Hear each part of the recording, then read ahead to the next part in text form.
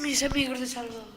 Os vamos a enseñar nuestra clase. Yo soy de Sillén, me llamo Lucas. Y Manuel es el que os graba.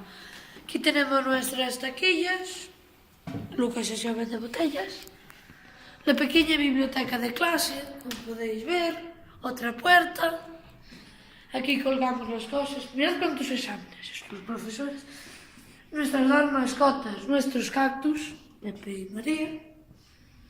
Más mesas, mesas, una columna, el ordenador. Aquí se saca el profesor.